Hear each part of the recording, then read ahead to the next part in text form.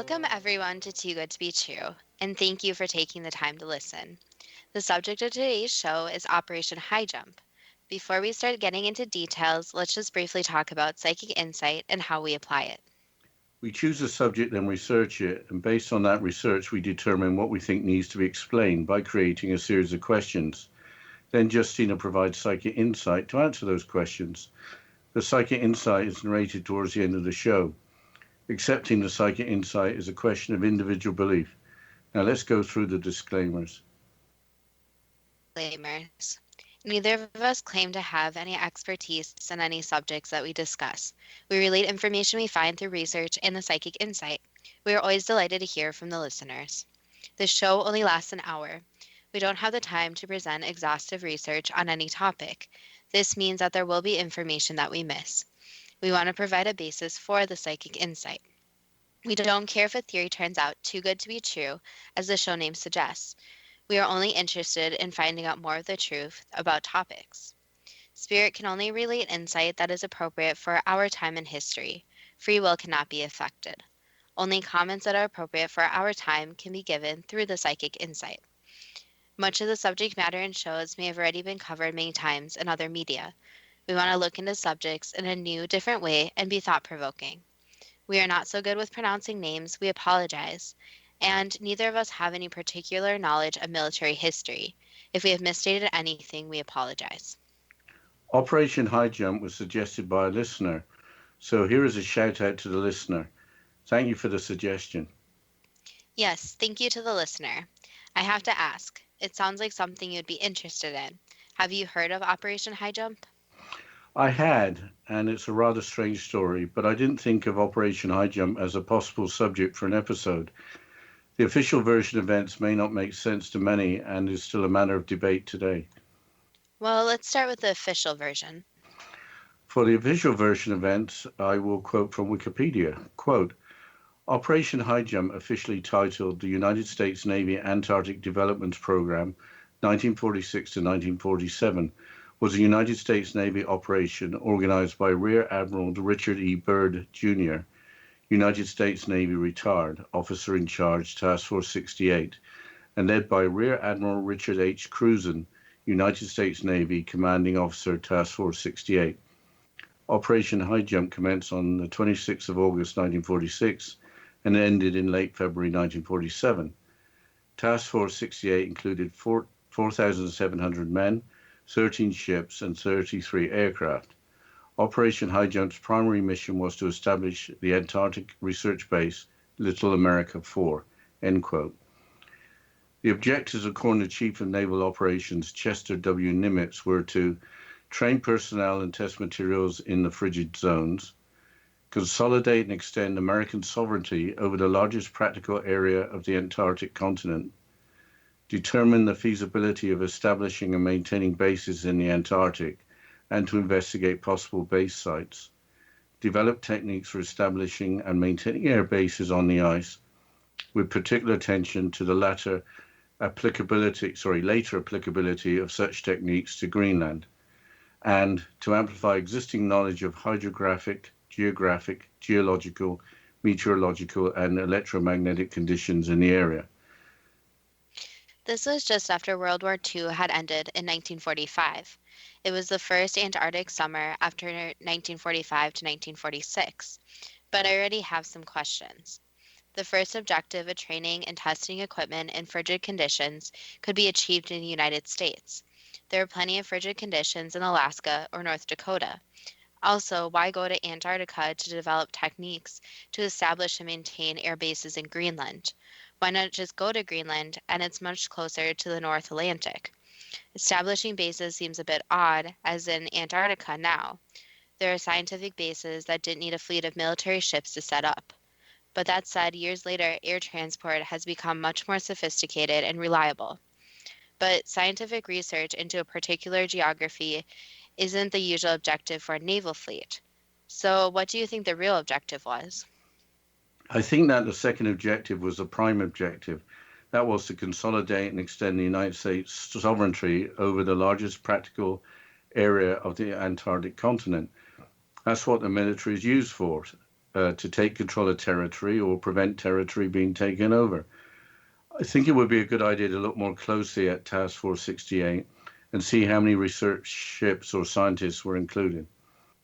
Before we get into the makeup of the task force, let's look at the outcome. Assuming that the United States was trying to extend sovereignty over Antarctica, the mission could not have been successful.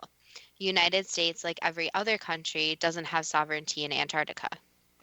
The fleet that left port wasn't entirely made up of ships and personnel from the United States, according to some sources. A joint British-Norwegian force and a Russian force may have been involved, and possibly Australian and Canadian forces involved as well. If that is true, then the force would have been made up of World War II allies. If there were different nations involved, then that wouldn't suggest that achieving sovereignty just for the United States was the major goal. The involvement of multiple nations wasn't in the official version, but gaining sovereignty as an idea would probably be good for funding the operation. But which other countries have laid claim to Antarctica? The official claims for territory include Argentina, Australia, Chile, France, New Zealand, Norway, and Britain. But as stated earlier, no country has any sovereignty. The Antarctic Treaty, signed in 1959 in Washington, D.C., proclaims that Antarctica shall continue to be used forever exclusively for peaceful purposes. The treaty has been in force since 1961 and has 53 countries complying with it. The original signatories were Argentina, Australia, Belgium, Chile, France, Japan, New Zealand, Norway, South Africa, the Soviet Union, Britain, and the United States. If Japan signed the treaty in 1959, why didn't Germany? Well, Germany was West Germany in 1961, with East Germany part of the Soviet Union. So the Soviet Union would have spoken for East Germany, while West Germany probably had other priorities. The now united Germany is now one of the 53 parties complying with the treaty and are one of the consultative parties, meaning they help make decisions in governing Antarctica. Germany now has bases in Antarctica, among many other countries, including China. So, around the time of World War II, was Germany involved in Antarctica? Part of Antarctica, New Swabia, was explored by Germany in early 1939 and named after the expedition ship, the Schwabenland. The main purpose apparently was to find an area in Antarctica for a whaling station. Norway had claimed sovereignty over New Swabia as part of Queen Maud Land. So, which countries actually had bases or research stations in Antarctica in 1946? There were two, the United States and Britain. Let's go back to the makeup of Task Force 68. We know from the Wikipedia article that from the United States there were 13 naval vessels and 33 aircraft, but other sources, including the Smithsonian, state 23 aircraft. So there may be an error in the Wikipedia article. What were the 13 naval vessels? There was a brand new aircraft carrier, USS Philippine Sea, plus the following: 2 destroyers, 2 seaplane tenders, 2 tankers, 2 supply ships, 2 icebreakers, a communication ship, and a submarine. A seaplane tender is a type of aircraft carrier. The submarine was also recently built and had the first under-ice sonar to test the feasibility for under-ice operations. The task group was split into an eastern group, a western group, a central group, and a carrier group. The aircraft included 4 helicopters, with helicopters having been only recently introduced into United States military service. There didn't seem to be an obvious research or scientific presence in the task force in terms of a ship, especially designated as being for research purposes. So, how did the operation come about? World War II had ended. Didn't the people in Congress just want to go back to normal life without military operations? Also, wasn't there a huge concern about the threat from communism in the Soviet Union? The Cold War didn't start until 1947, but was only weeks away on December 2nd of 1946 when the task group departed from the Norfolk, Virginia Naval Station. The Truman Doctrine and policy to counter Soviet expansion was first announced to Congress by President Truman in March 1947. During the same year, the United States decided to maintain forces in West Germany. With the world heading for turmoil, the timing of Operation Highjump as a developments program seemed to be a strange priority. Yeah, according to the Smithsonian website, the operation was both massive and hastily arranged. Here's a quote from the Smithsonian website from historian and author Deanne Olson Bellinger, which seems to make sense given the state of the world at the time. Quote, Highjump was a significant illustration of the state of the world and the Cold War thinking at the time. The nuclear age had just begun, and the real fears were that the Soviet Union would attack the United States over the North Pole.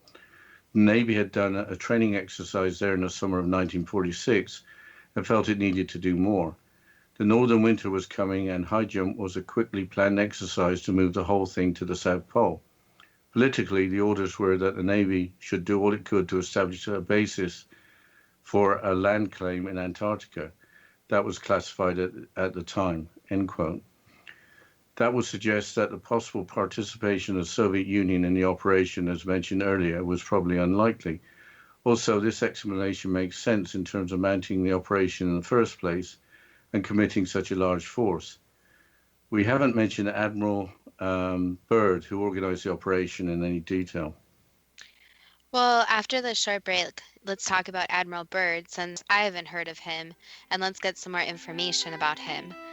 But you're listening to Too Good to Be True with Justina Marsh and Pete Marsh on the X Zone Broadcast Network, www.xzbn.net.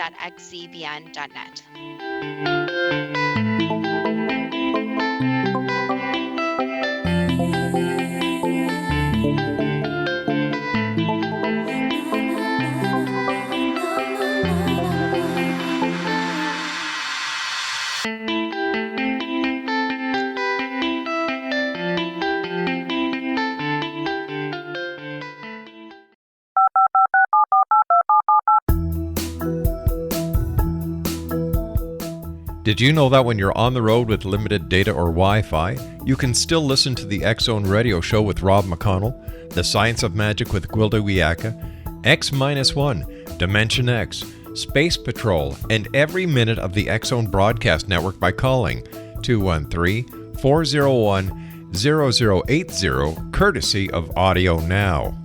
No smartphone, app, or internet needed. It saves your data plan, and it's free if you have unlimited minutes. Call 213-401-0080 to listen on any phone, anytime, anywhere. Remember 213-401-0080 for the best of the paranormal, parapsychology, and sci-fi radio programming anywhere, 24/7, 365. You have heard of the X Zone? Now watch it on Simul TV, plus 500 video games, live TV channels, free video on demand, worldwide, and more. Does this sound like tomorrow's television? Well, it is, but you can have it today, right now. It is Simul TV. Simul TV offers what the others only wish they could provide. 15 exclusive channels like X Zone, sci-fi, and horror. We are worldwide. No other provider offers that.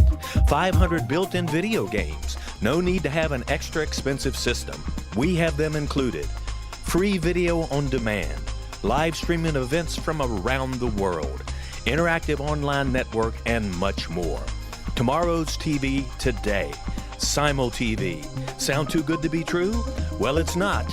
You can have Simul TV today. Sign up at simultv.com. Do it today.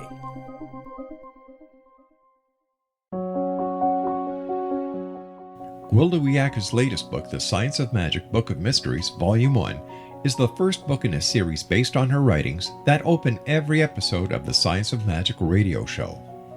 Drawing on the subject matter of each guest, and armed with over 40 years' experience in shamanism, 35 years in alternative health, and degrees in psychology and religious studies, Gwilda introduces relevant and leading-edge information that supports spiritual evolution and personal empowerment.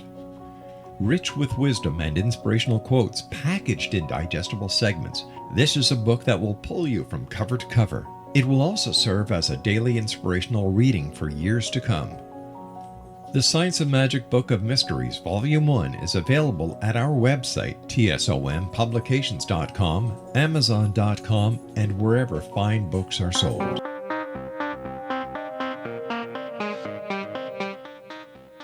Welcome back to Too Good to Be True. And before the break, we were just getting into who Admiral Byrd was and how he was related to Operation Highjump. So, Dad, who was Admiral Byrd?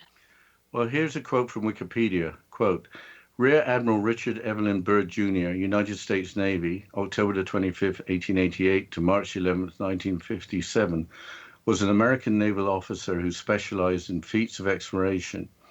He was a recipient of the Medal of Honor, the highest honor for valor given by the United States, and was a pioneering American aviator, polar explorer, and organizer of polar logistics. Aircraft flights in which he served as a navigator and expedition leader crossed the Atlantic Ocean, a segment of the Arctic Ocean, and a segment of the Antarctic Plateau. Byrd claimed that his expedition had been the first to reach both the North Pole and the South Pole by air. However, his claim to have reached the North Pole is disputed. End quote. At the time, he must have been a national figure. Byrd's command ship was one of the icebreakers, USS Mount Olympus, but Admiral Cruzen, as we mentioned, commanded Task Force 68 and was in charge of the operation. What was the duration of the operation? That is an interesting question. It's hard to find a clear answer on that or how long it was supposed to have lasted. I found one source that stated that the operation was intended to last 6 to 8 months. Arriving at midsummer and staying 6 months would mean leaving in midwinter for the United States. I looked up Antarctic sea ice by month. Sea ice is at a minimum during February and is about 50% of its maximum by June. 6 to 8 months seems to make sense for a massive investment in hardware and manpower. Multiple sources claim that the operation was ended earlier than planned. The last group was reported as leaving was the Eastern Group, which headed for home on March the 4th, 1947. So the operation only lasted in Antarctica for probably only a half of its intended duration. So, what happened? Bad weather was blamed, but there were also fatalities. There was a crash during a blizzard of a Martin Mariner flying boat that killed 3 crewmen, although 6 of the crew were rescued. Another fatality occurred when one of the ship's crew members was involved in an accident when cargo was being unloaded. Those fatalities are certainly tragic, but Antarctica is obviously a dangerous place. Did the military expect that there would be no fatalities? Also, would you expect bad weather in Antarctica even in the summer? It doesn't make sense that the operation would end early unless weather conditions were more severe than normal. I think that the curious thing is that the reason for ending the operation doesn't seem to have been clearly stated. What were the public told? There must have been a press conference. Apparently, there was a veil of secrecy put over the entire operation. However, a documentary movie was later made. Here's another quote from Wikipedia. Quote, the documentary about the expedition, The Secret Land, was filmed entirely by military photographers, both U.S. Navy and U.S. Army, and narrated by actors Robert Taylor, Robert Montgomery, and Van Heflin. It features Chief of Naval Operations Fleet Admiral Chester W. Nimitz in a scene where he is discussing Operation Highjump with Admirals Byrd and Cruzen. The film had reenacted scenes of critical events such as a shipboard damage control and Admiral Byrd throwing items out of an airplane to lighten it to avoid crashing into a mountain. It won the 1948 Academy Award for the Best Documentary Feature, end quote. What did the task force come back with? Here's a quote from the website southpole.com. Quote, the greatest achievement of Operation Highjump was its acquisition of approximately 70,000 aerial photographs of the coast of Antarctica and selected inland areas. But what was expected to be a mapmaker's dream turned out to be a cartographic nightmare when a large percentage of the photographs were rendered useless due to a lack of adequate ground control points. Fortunately, this matter was rectified the following year by a much smaller expedition, Operation Windmill, which succeeded in obtaining most of the needed ground control points. Thus, Operation Highjump was not denied its rightful place in the history books as one of the more productive Antarctic expeditions, end quote. Operation Windmill missions during 1947 and 1948 included supply activities, helicopter reconnaissance of ice flows, scientific surveys, underwater demolition surveys, and convoy exercises. Were there any newspaper articles or news conferences on the return of the task force? There was an article in a Chilean newspaper which is referred to on multiple websites. Here is a quote from the website Beyond Weird. Quote, on March the 5th, 1947, the El Mercurio newspaper of Santiago, Chile, had a headline article on board the Mount Olympus on the high seas, which quoted Byrd in an interview with Lee Van Atta. Admiral Byrd declared today that it was imperative for the United States to initiate immediate defense measures against hostile regions. The Admiral further stated that he didn't want to frighten anyone unduly, but that it was a bitter reality that in case of a new war, the continental United States would be attacked by flying objects that could fly from pole to pole at incredible speeds. Earlier had recommended defense bases at the North Pole. Admiral Byrd repeated the above points of view resulting from his personal knowledge gathered both at the North and South Poles before a news conference held for international news services, end quote. Pictures of the news clipping, which was written in Spanish, are included on several websites as evidence of Admiral Byrd's interview and remarks. Commenting on flying objects which could fly from pole to pole at incredible speed seems extremely odd, especially as the jet engine was in its infancy in 1947. What happened to Admiral Byrd when he returned? He wasn't allowed to hold any news conferences and was hospitalized. Later in 1955, he was in charge of Operation Deep Freeze, which was part of the International Geophysical Year 1957 and 1958 exploration of the Antarctic. In 1957, he died of a heart ailment, aged 68. Some sources speculate that death was not by natural causes.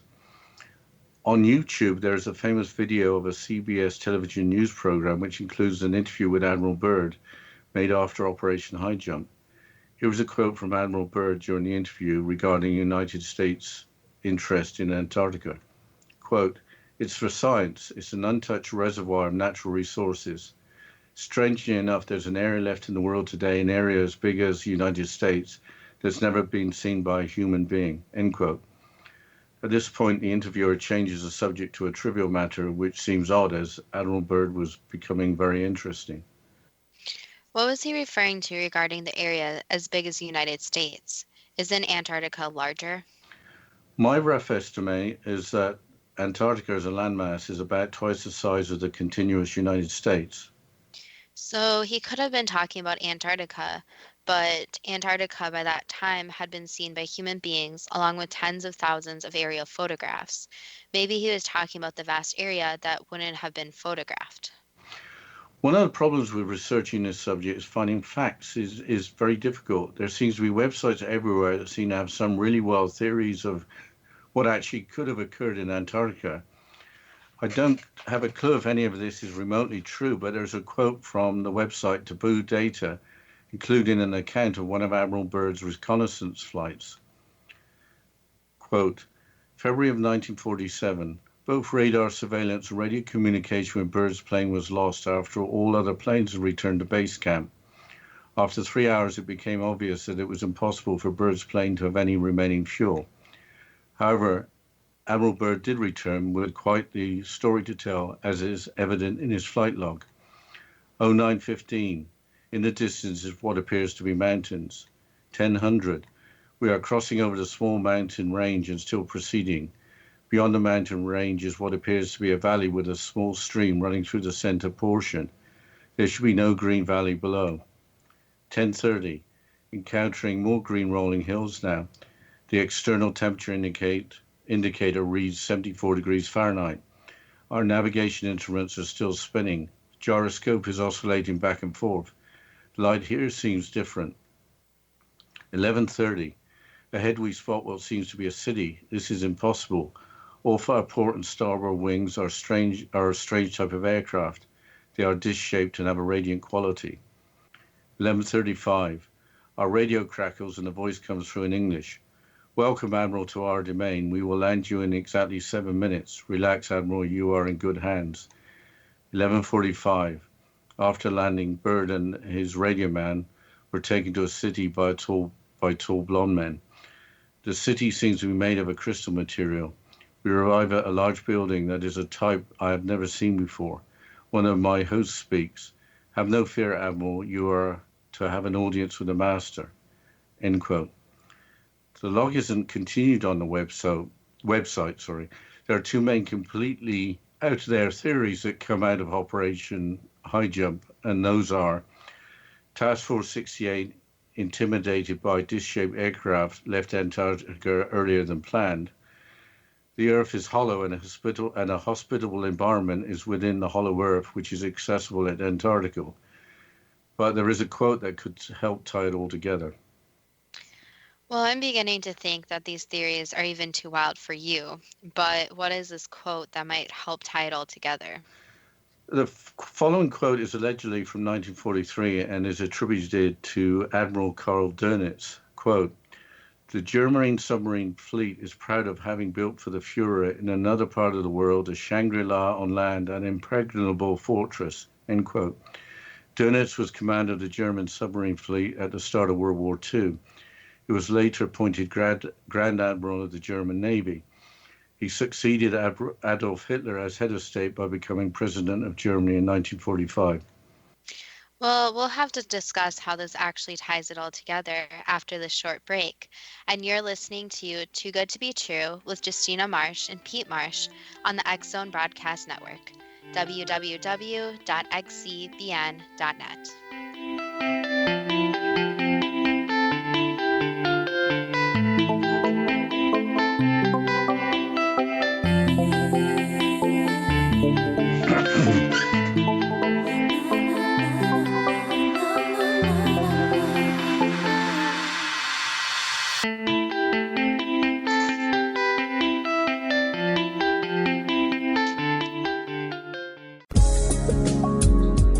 From our broadcast studios in Hamilton, Ontario, Canada, to the world and beyond, you're watching the X Zone Broadcast Network, www.xzbn.net.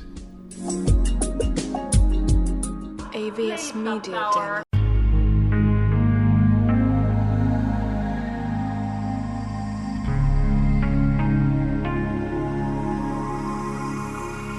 The scientist and the mystic have been on an age-old, relentless search with one thing in common. They seek truth. Their paths converge in the 40,000-year-old practice of shamanism, an ancient science delving to the quantum level of life, facilitating healing, manifestation, and evolution. I'm Gwilda Wiyaka, the founder and director of Path Home Shamanic Arts School, a unique Colorado State certified occupational school training shamanic practitioners and teachers. We also provide classes for empowering personal lives through shamanism. Our certification classes are in week-long segments enabling international participation, and online classes and long-distance shamanic healing sessions are available. Come discover the science of magic in the limitless world of shamanism. www.findyourpathhome.com.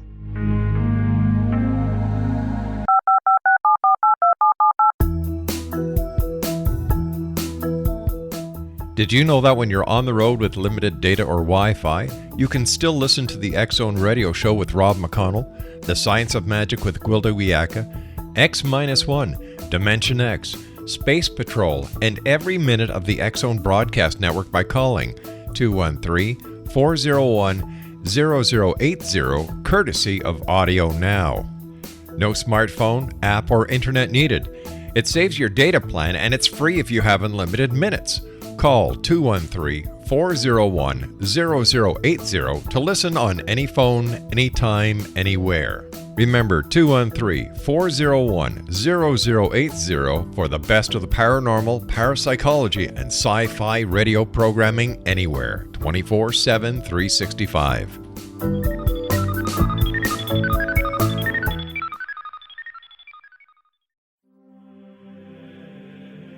Rob McConnell here, presenting an overview for Nicholas Paul Jennings, author of a fascinating book, Amen. It presents facts revealed by Egyptologists, facts that enable us to understand why Amen is the beginning of creation of God.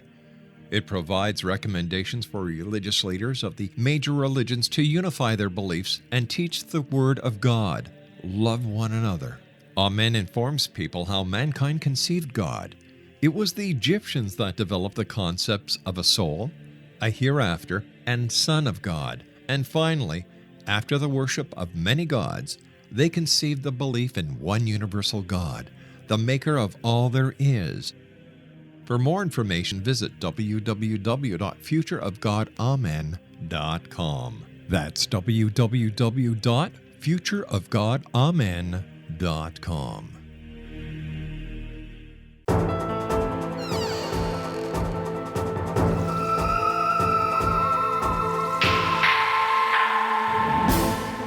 Welcome back to Too Good to Be True. And before the break, we were discussing how this quote ties it all together.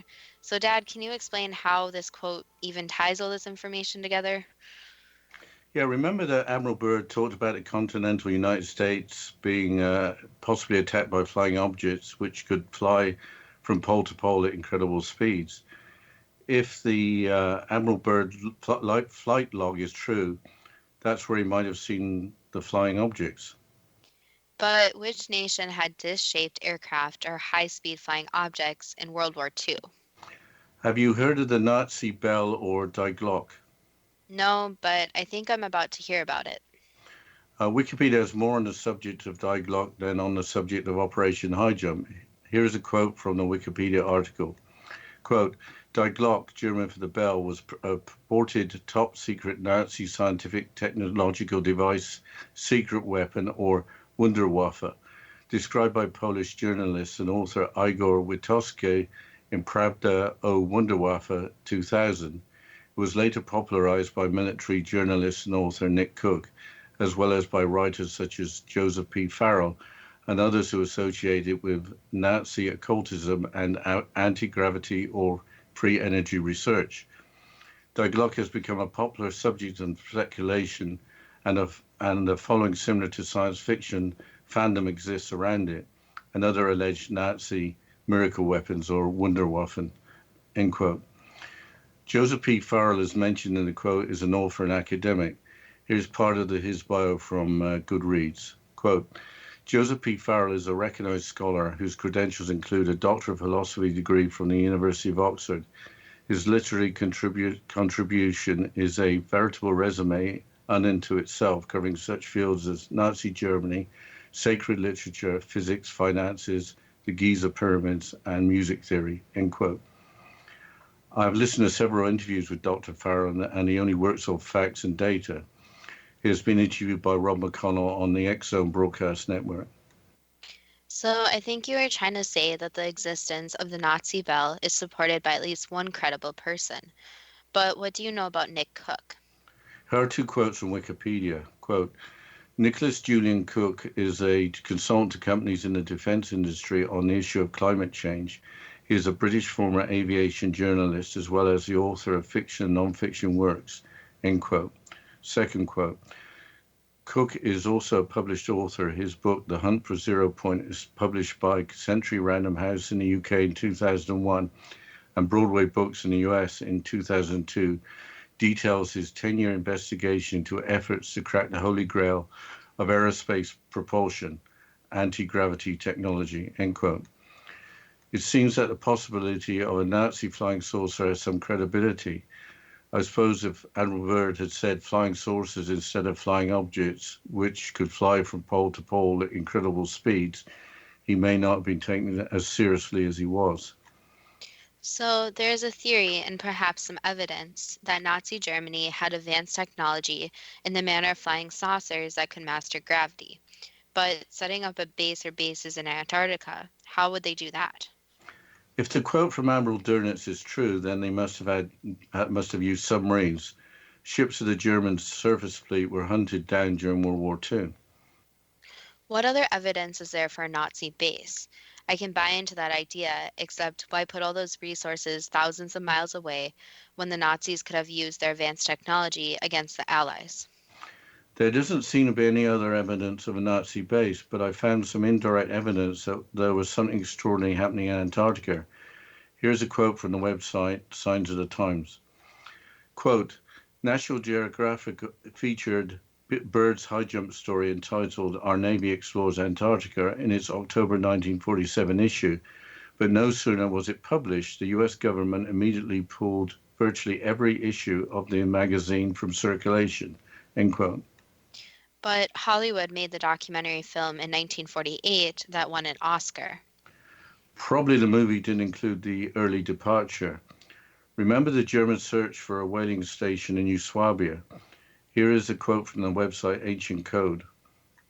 New Schwabenland or New Swabia is located on the Antarctic continent between 20 east and 10 west in Queen Maud Land.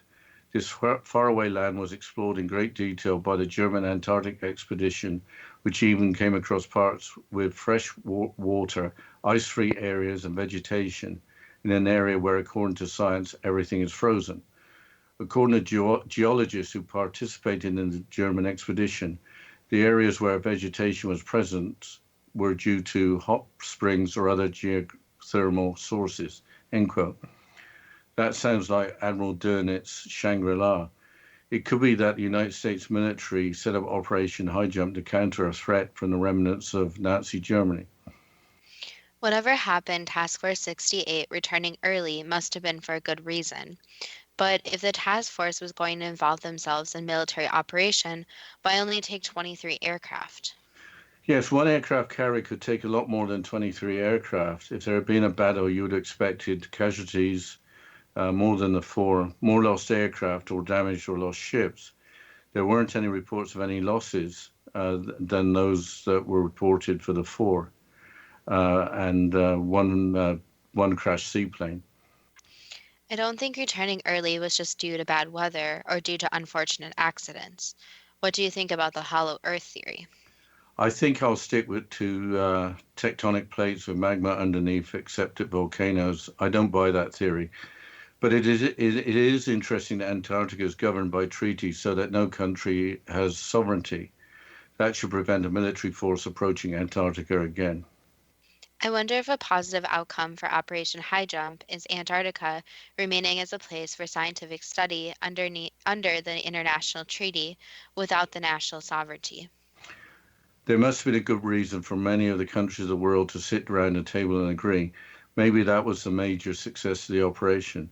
But I think it's time for the first question. What were the objectives of Operation Highjump? Did they include training personnel and testing materials in the frigid zones? They did include those, yes. Also, to consolidate and extend American sovereignty over the largest practical area of the Antarctic continent. For some people, yes. Who were the people? Were they the top brass? So it depended on the people you talked to. So the problem with this operation was that there were many operations all tied into one. So some people had more knowledge of what actually was being tested than other people. So you can think of it as the different ranks and how the knowledge doesn't spread completely through the ranks. Was an objective to determine the feasibility of establishing and maintaining bases in the Antarctic and to investigate possible base sites? No. Was an objective to develop techniques for establishing and maintaining air bases on the ice, with particular attention to the later applicability of such techniques to Greenland? No. Was an objective to amplify existing knowledge of hydrographic, geographic, geological, meteorological, and electromagnetic conditions in the area? That was done at different times, but not during this operation, no. Were there any other objectives not mentioned? Yes, to study the land and to see if they could find anything within the land. Why was the operation arranged so soon after the end of World War II? Because a lot of different testing and measures were taken during World War II, and the world was on edge about finding the newest and greatest, and it was time for the world to explore all different parts, including this land. I've already asked a similar question, but why wouldn't other sites be used for winter training with determining the feasibility and techniques for frigid environments? It could be, but other lands were already explored. Were scientific personnel to study physical properties of the area part of the task force? There are some scientists studying this again, but that wasn't the main objective, no. I've already asked a similar question, but was the prime objective of Operation Highjump to consolidate and extend American sovereignty over the largest practical area of the Antarctic continent? Not exactly, no. Did ships joining from other nations join Task Force 68 from, I'll start that again. Did ships from other nations join Task Force 68 from Britain, Norway, the Soviet Union, Australia, or Canada? Yes. So all of those countries. And more. So is it worth mentioning which countries, or doesn't it matter? It doesn't exactly matter, but there was a lot of exploration by all different countries. Why didn't West Germany sign the Antarctic Treaty in 1959? Because Germany wasn't interested in Antarctica at that time, so they didn't think that there was anything there for them. What was the urgency behind Operation Highjump having to have been organized for the first Antarctic summer after 1945-1946? Because there was urgency after the war, so they wanted to start as soon as possible, and also they wanted the summer months because of the exploration. Weren't there bigger concerns in the world in 1946, such as the spread of communism, rather than sending a naval task force to Antarctica? Yes. Was Operation Highjump hastily arranged? Yes. In 1946, was the United States in fear of an attack from either the North Pole or the South Pole? Yes and no. At that time, the United States was afraid of a lot of attacks. But the problem with the North and South poles at the time was there was little to no exploration. So many different things could have been occurring there, and the United States wanted knowledge of it and wanted to know exactly what was going on. So it's more of mapping the world and seeing where the risks were. Was the operation planned for 6 to 8 months? Yes. I think we're going into a break now, Justina. Why don't you take us into the break? Yes, we'll continue with the psychic insight and the questions after the short break. And you're listening to Too Good to Be True with Justina Marsh and Pete Marsh on the X Zone Broadcast Network, www.xzbn.net.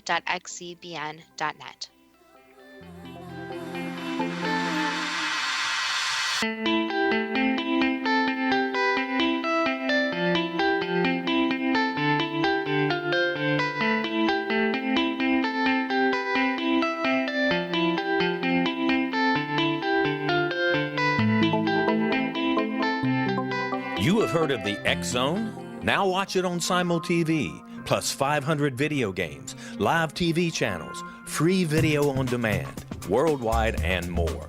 Does this sound like tomorrow's television? Well, it is, but you can have it today, right now. It is Simul TV. Simul TV offers what the others only wish they could provide. 15 exclusive channels like X Zone, sci-fi, and horror. We are worldwide. No other provider offers that. 500 built-in video games. No need to have an extra expensive system. We have them included. Free video on demand. Live streaming events from around the world. Interactive online network, and much more. Tomorrow's TV today. Simul TV. Sound too good to be true? Well, it's not. You can have Simul TV today. Sign up at simultv.com. Do it today. The new nonfiction book, Razor of Madness, is similar to cult movies like Clockwork Orange, Dragon's Tattoo, or The Other Side of Hell. Wayne Morin Jr. and Thomas Lee Howell expose widespread and systematic deficiencies in this thought-provoking tell-all novel. Mind control rages among scholars in law schools. Human rights are ignored while thought reform and mental manipulation are accepted practices used as behavior modification. Dr. Louis Jolyon West comes to mind. Media and public scrutiny shows that United States mental hospitals are in fact destructive murder industries. Razor of Madness expose novel details this epidemic through an in-depth professional and personal investigation. For decades, there has been a revolving door policy that still releases killers and pedophiles back into society. The maestro of mind control continues to haunt America to this very day. Razor of Madness is available in paperback or as a downloadable ebook at Amazon.com. I'm William S. Peckham. If you enjoy a good mystery with a touch of the paranormal, then you'll love my novel, From Out of the Woodwork. It's the story of a young Toronto contractor, Sean Kennedy, who buys derelict homes, guts them, and turns them into multifamily dwellings. Slums just waiting to happen. When Sean buys 29 Livery Lane, the house fights back. Former owners unexpectedly come out of the woodwork as he starts the destruction. The apparitions come to him when he touches old books, reads hidden letters, rummages through old boxes, finds a locket, or reads a discovered manuscript of a murder mystery. From Out of the Woodwork will take you from 1899 to the horror of the World Trade Center, September 11, 2001. Check out From Out of the Woodwork on my website, www.williamspeckham.com.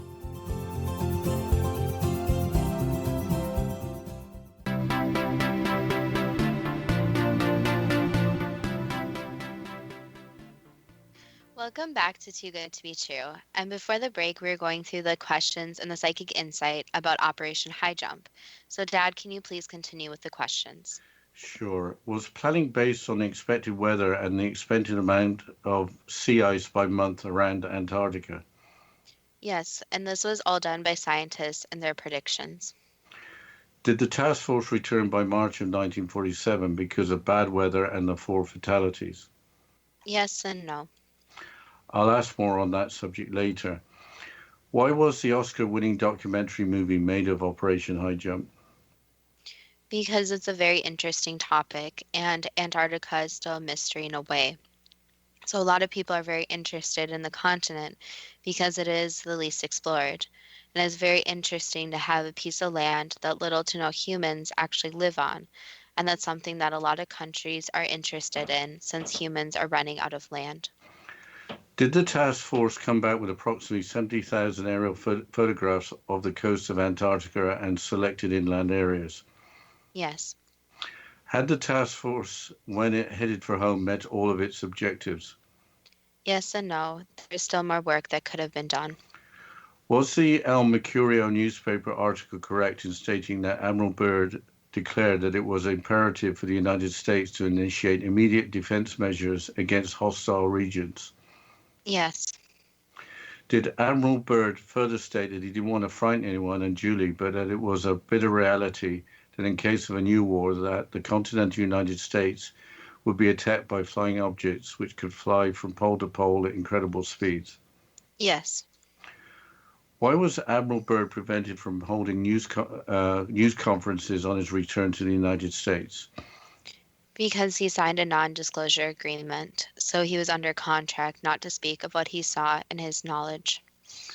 Why was Admiral Byrd hospitalized on his return to the United States? Because of what happened to him. What did happen to him?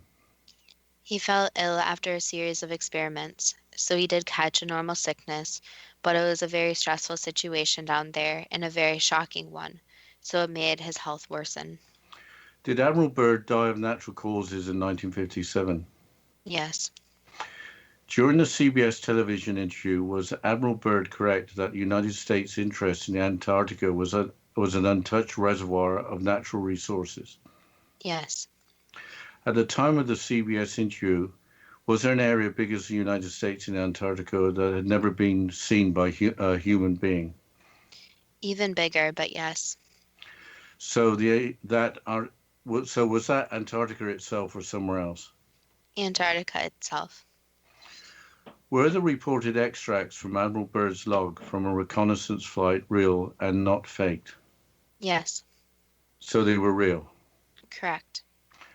Were Admiral Byrd and his radio man taken to a crystal city by tall blonde males? In his mind, that was a real experience. Why wasn't the account of his log continued? Because some of the information was private and was not to be shared, since some details were too personal to be shared. Was Task Force 68 and personnel from other nations intimidated into leaving Antarctica earlier than planned by disc-shaped aircraft? Yes, there was advanced technology and very different aircraft present, but that wasn't the only reason they left. Is the Earth hollow with an entrance in Antarctica? No. Is a quote from Admiral Karl Dönitz from 1943 correct in that the German submarine fleet had built in another part of the world a Shangri-La on land, an impregnable fortress? Not exactly, no. What was the quote based on? It was an idea that seemed very real to him. In his mind, he thought he was correct. Did National Geographic feature Operation Highjump in its October 1947 issue, with the United States government immediately pulling the magazine from circulation? Yes. Was the German military in World War II in possession of the Bell or Die Glock flying saucer that could control gravity? No, What were the flying objects that Admiral Byrd had referred to in various statements? they were UFOs. Was Operation Highjump intended to mitigate a threat from advanced weaponry in a Nazi base or bases in Antarctica? There were studies of materials and weapons, yes, but that wasn't the primary objective. There were other objectives that happened. So, yes, they were afraid of the Germans and their possession and their knowledge, but they were also doing research in other places. The reason Antarctica was so interesting to them was because it was unexplored, and because of the land use, the elements, and the curiosity of what existed in those parts. Was there advanced Nazi German weaponry in Antarctica? Not in Antarctica, no. Was there a battle or battles that damaged the task force with the outcome being made secret? No. What happened to make the entire fleet of ships return early? So there were some strange events that took place. So when they went to Antarctica, they really didn't know what to expect, even with the weather conditions, preparations, etc. It was really never done in that way before. But what happened was, yes, there were strange occurrences, strange lights, strange objects, strange noises, etc. Some of the people did get scared and they wanted to turn back. And eventually there was a combination of all these strange happenings and the different conditions of Antarctica and bad preparation. So it became this big storm where multiple things were occurring, and for the safety of everyone, it was best to come back. So the problem with Antarctica even now is that there are strange occurrences because it is unexplored and is way different from anywhere in the world currently, and there are some types of strange objects that were spotted that did freak many of the people out. Were the strange objects UFOs? Yes. There were the 4 fatalities. There were no other fatalities that occurred. Correct. So there were the casualties that were reported. And the thing was, a lot of strange occurrences weren't reported since nobody wanted to sound crazy. But even people to this day have strange reports of things that happened in Antarctica and obviously other places in the world. But because it's so remote and so few humans actually visit it, these strange occurrences aren't really recorded as much as if they were more populated by people. But there were different paranormal happenings, strange issues with technology, strange lights, even strange noises. So there was the fear of different creatures present, and also these paranormal happenings. So in a way, it was almost like a ghost or some strange creature was present. Did the outcome of Operation Highjump result in Antarctica becoming governed by international treaty? Yes, because they did not want to just want anyone going there. And there's also the research into obviously what kind of resources are available. So scientists are researching what sorts of resources are available since different governments do want to stay a step ahead for future populations. Even though conditions are extremely difficult, is there a future scene for Antarctica? Yes, and also mining the different minerals, using the land in different ways, even researching the land to be used even for future crops, research, etc. And the thing is that it is so remote, it is easy to test future technology, to test unique different experiments without a bunch of humans watching. That was the last answer. I'm not sure if anything that has been discussed is too good to be true, but was Operation Highjump as an overall success too good to be true? That depends on what you are prepared to believe. The major objective of the United States and apparently other countries actually was exploration, which does make sense. Why do you think that? If there were a military mission, then I wouldn't have expected so many nations to participate, which appears to be the case. How do you successfully coordinate a battle with so many different navies and languages to contend with? Also, there weren't a bunch of battleships with 16-inch guns in Task Force 68, and only one conventional carrier, with not that many aircraft. The makeup of Task Force 68 certainly suggests exploration. It's clear that they returned earlier than intended. It wasn't just the strange sightings, it sounds like they were not well enough prepared to explore Antarctica. Yeah, 4 fatalities are obviously 4 too many, but it was good to hear that there were no more than those reported. If the fleet of ships, their personnel and their equipment really weren't prepared for the conditions, it sounds like it could have been far worse. Well, it also looks like there is no hollow earth to talk about. That would go against what we discussed in another episode about the planet and how it's made up, which is the way it is explained in textbooks. What remains in your head as the most curious aspect of the operation? Not the UFOs as publicly described by Admiral Byrd or other strange occurrences. What really seems curious was that the Soviet Union apparently was cooperating in an international naval operation with the United States just as the Cold War was about to start. Joseph Stalin was premier of the Soviet Union until 1952. It was not as if there was a change in leadership between World War II and the start of the Cold War. Also, if it was truly an international operation, not just involving Task Force 68 from the United States, why not just celebrate the fact? You seem to have some unanswered questions. I'm beginning to think that we should have thought through more questions in preparing for the show. The main focus was why the operation ended so abruptly and why the lack of clear official reasoning for why it was the case. The fact that Antarctica has ended up being governed by a Council of Nations is a great outcome.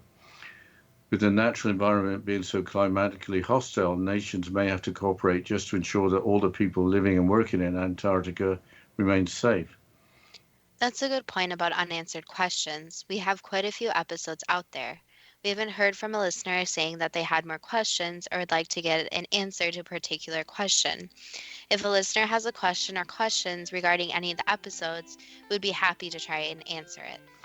Finally, I think we need to mention again that Operation Highjump was suggested by a listener, so another shout out. So we're always looking for more suggestions, so don't hold back. Yes, then we should mention our Facebook page. So if you go to Facebook and you type in Too Good to Be True with the first two spelled TWO, you can like our page, message us on there, communicate with us, and give us any suggestions or questions you may have. And as always, thank you to all the listeners, and we look forward to next week's show.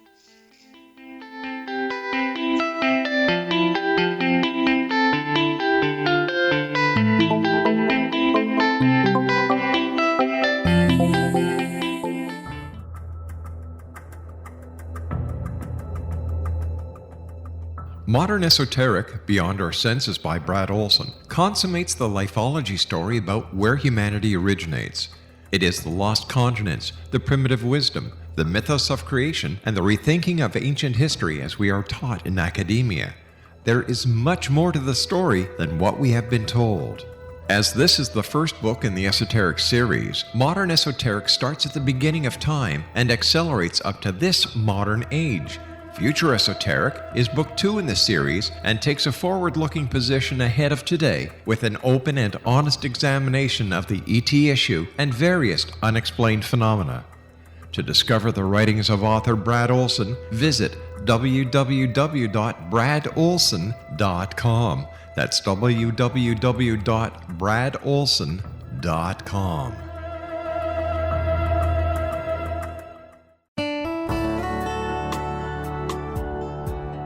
Are you or is someone you know struggling with addictions, depression, anxiety, relationships, low self-esteem, lack of confidence, grief, success, and prosperity? Do you know that your subconscious belief plays a big role in the outcome of your hard work? We can help you permanently change the beliefs that may be the reason for your struggles and failures. We care about getting you the return on your investment and the results you are looking for. We can help you be free of the limitations of your past and in realizing your highest potential.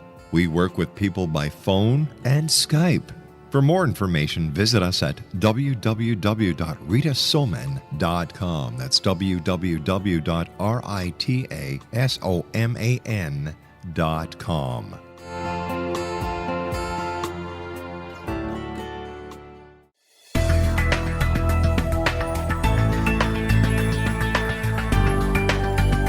Do you think you have energy problems in your home?